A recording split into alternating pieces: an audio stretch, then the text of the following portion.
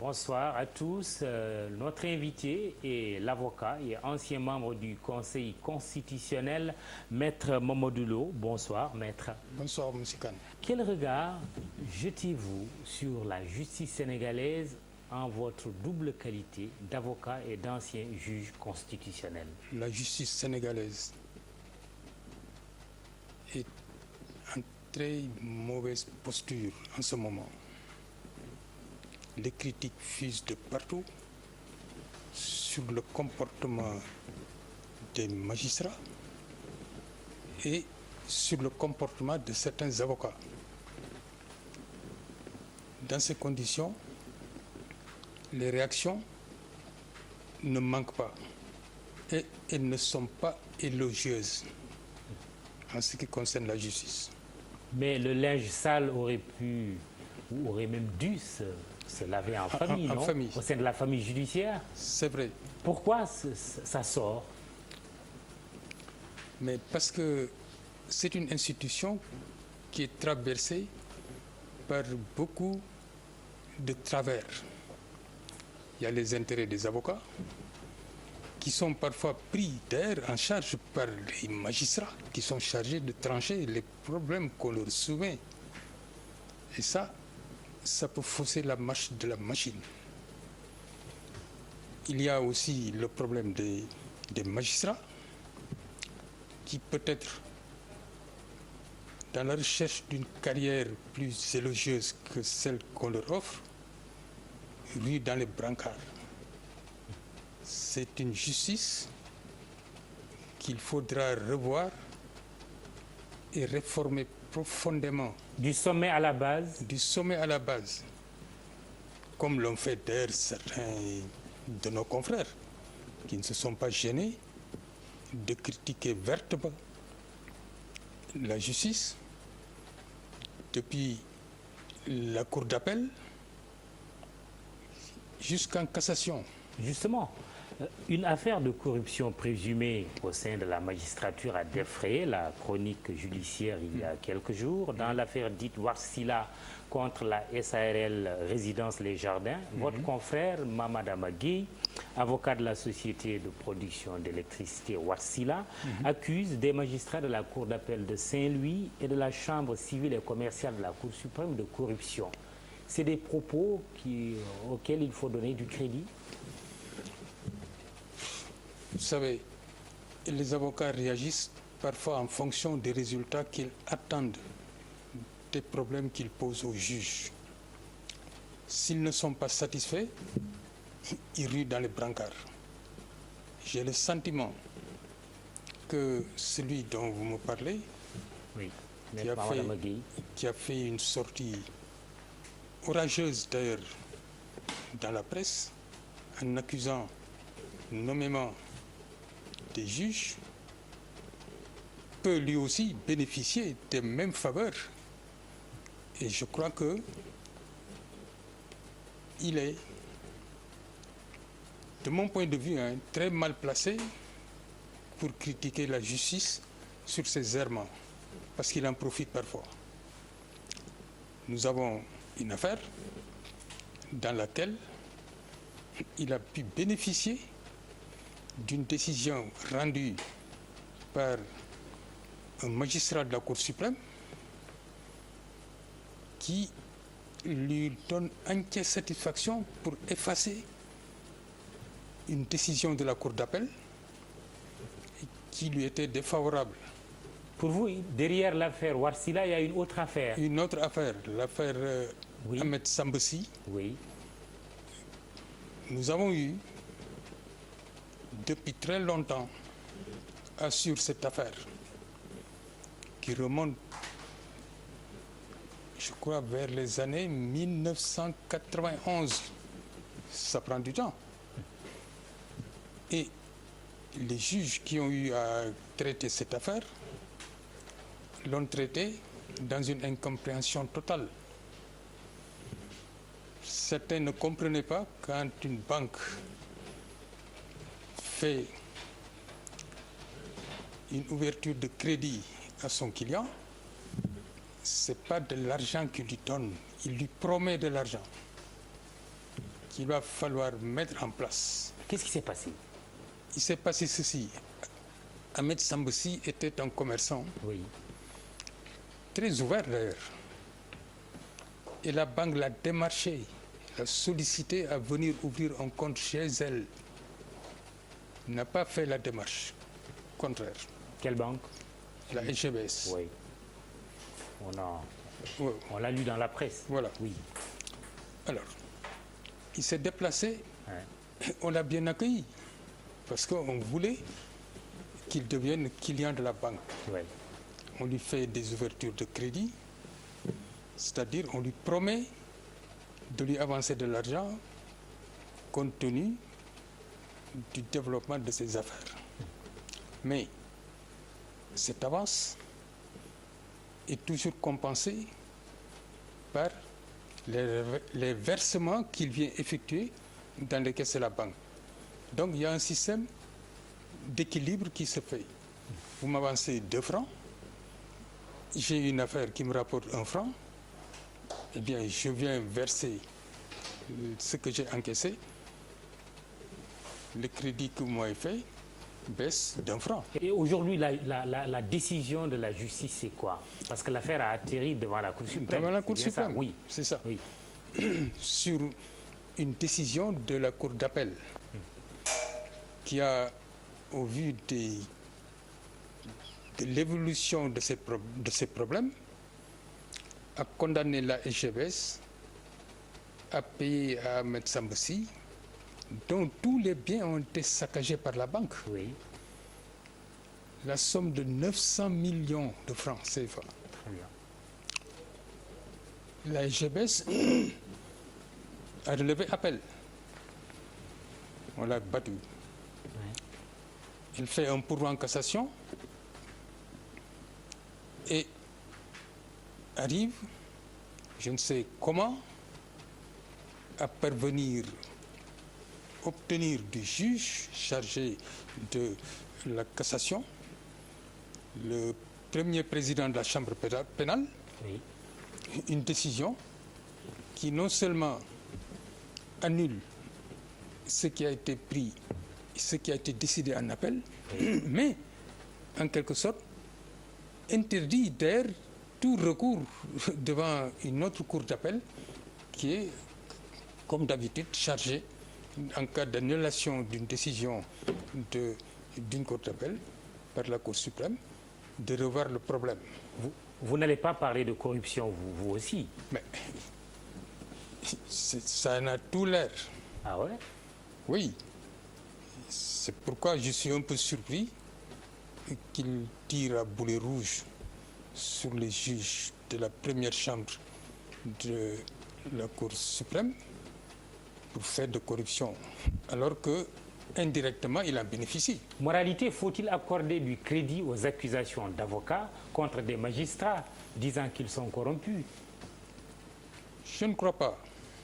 Il faut prendre cette Parce que exception. ce qui est valable peut-être pour Maître Maharamagui, puisque vous dites qu'il est mal placé, l'est peut-être pour vous. Est-ce qu'il faut toujours mettre en cause la moralité du magistrat? Non. Ouais. Il faut avoir une présomption Oui. de bonne foi de la part des magistrats. Et c'est pour ça que le ministre de la Justice Oui. a dit les magistrats ne sont pas au-dessus de la loi, mais il appartient à l'accusateur, il parlait un peu de l'affaire Warsila, d'apporter les preuves de ces allégations. C'est ça. Vous aussi, quelles sont vos preuves pour soupçonner le magistrat de la Cour de cassation? Mais les preuves Fait que de nous corruption. avons, Oui. elles sont évidentes. Ouais. Nous avons le motif essentiel, c'est que le juge de cassation a d'office, sans y être invité par les parties ou par la partie qui a déposé le pourvoi en cassation, relevé une atteinte au principe de la prescription. Or, en appel, nous avons longuement discuté de ce problème et chaque fois qu'un cas se présente devant le juge, Oui. et qu'on soulève la prescription, nous avons des arguments. 5 expertises ont été diligentées et chaque expertise interrompt la prescription. Très bien. Affaire à suivre, le juge a rendu une décision contraire à vos convictions. Oui. Parlons quand même du Conseil constitutionnel. Vous avez été membre du Conseil constitutionnel, une juridiction aussi qui fait l'objet de débats. Pour beaucoup de gens, il faut réformer le Conseil constitutionnel. Faut-il réformer le Conseil constitutionnel? Je crois qu'il faut profondément réformer le Conseil constitutionnel. Parce que la désignation des membres est pratiquement laissée au choix du président de la République, qui les nomme par décret. Et ça peut créer des anomalies dans l'orientation des choix des personnes qui sont désignées comme membres du Conseil constitutionnel. Il y a aussi ce que l'autre appelait ou appelle le devoir d'ingratitude. Bon, c'est fort possible, mais ce n'est pas en matière de reconnaissance qu'il faut reconnaître, en violant pratiquement la loi, la nomination de quelqu'un au Conseil constitutionnel. Il va falloir réformer ce système de nomination qui est presque personnalisé. On scrute la physionomie des gens qui sont nommés au Conseil constitutionnel.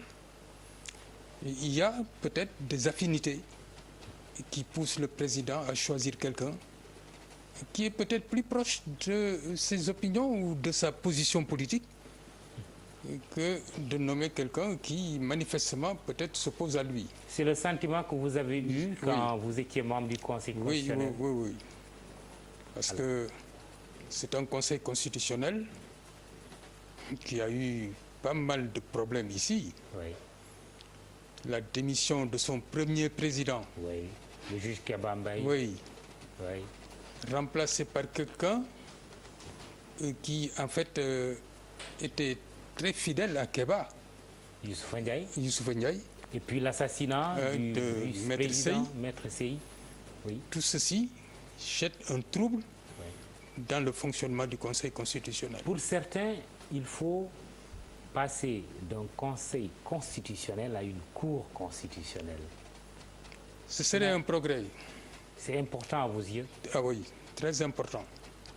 Avec plus de pouvoir? Oui, plus de pouvoir et plus d'indépendance. Parce qu'une Cour, c'est déjà une juridiction qui bénéficie de l'assistance du Conseil supérieur de la magistrature, qui n'intervient pas dans la nomination des membres du Conseil constitutionnel.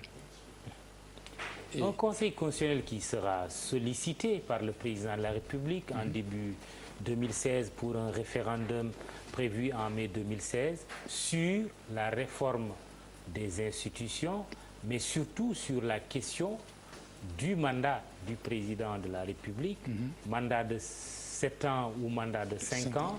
C'est une procédure habituelle. Quelle devrait être la réponse du Conseil constitutionnel? C'est de se déclarer incompétent. Ah oui? Oui, logiquement. Il doit se prononcer sur des questions qui sont l'objet de controverses. Mais juridiques, ça c'est une controverse politique. Le Conseil n'a pas à se prononcer là-dessus. Oui, c'est juste son avis. Est-ce que le texte peut être soumis à référendum ou pas? Ça doit être ça, non? C'est la question que sous-tend le problème, mais en réalité, le Conseil constitutionnel n'est pas autorisé à donner un avis sur des questions de cette nature. Et s'il se déclarait incompétent, qu'est-ce qui pourrait se passer? L'affaire s'arrêterait là. On n'irait pas au référendum. Or, la volonté du président de la République, c'est d'aller faire trancher la question qui le préoccupe par voie référendaire. Or, c'est une obligation? Non, ce n'est pas une obligation. À partir du moment où c'est un avis qui est demandé et qui ne devrait même pas l'être, ce n'est pas une obligation. Vous voulez dire qu'on peut passer par la voie parlementaire? On pourrait. c'est une modification de la Constitution et des dispositions constitutionnelles prévoient comment on peut modifier la Constitution par voie parlementaire. Mais je ne crois pas... En la matière Oui, ça pourrait, oui. Mais comme le président de la République n'adhère pas à cette voie, il préfère s'adresser au référendum, qui est d'aller directement interroger la source principale du pouvoir, c'est-à-dire le peuple. Il n'y a rien à dire là-dedans. Alors, on va quand même parler de l'Assemblée nationale. Le bureau a-t-il eu raison de trancher en faveur de Modou Diagne Fada concernant le groupe parlementaire de l'opposition? Le Conseil constitutionnel peut-il être saisi là-dessus? Quel est votre avis? Je ne crois pas que le Conseil constitutionnel soit habilité à trancher un problème de représentation des groupes au niveau de l'Assemblée nationale. Ce n'est pas dans ses attributions. Est-ce que le bureau de l'Assemblée a eu raison de trancher en faveur de Modou Diagne Fada? À mon avis... Alors qu'il y a une autre liste pour constituer un groupe parlementaire déposé par Omar Sarr au nom du Parti démocratique sénégalais. Oui. Les députés n'ont pas à se prononcer sur la constitution des groupes parlementaires qui relèvent des partis politiques. Qu'est-ce que vous voulez dire par là? Mais c'est-à-dire que c'est le parti qui est représenté par des parlementaires de son obédience qui peuvent désigner quelqu'un pour être en quelque sorte le chef de leur groupe parlementaire. L'opposition a raison de crier à la forfaiture?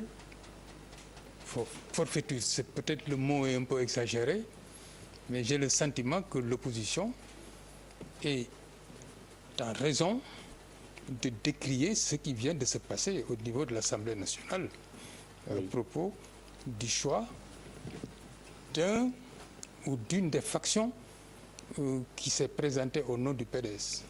Merci, Maître Mamadou Lo, d'être venu à l'invité du 20h de TFM. Je rappelle que vous êtes avocat et ancien membre du Conseil constitutionnel du Sénégal. Vous avez été candidat en 1993 à l'élection présidentielle, comme premier candidat d'ailleurs de la société civile à une présidentielle au Sénégal. Et puis, voilà, vous avez eu à vous constituer en faveur aussi de Hissène Habré. Des questions sur lesquelles on aura l'occasion de revenir certainement dans d'autres créneaux. Merci. Merci beaucoup. Bouba, je te retourne l'antenne. Je vous souhaite un bon appétit et n'abusez pas du couscous parce que tout abus est dangereux.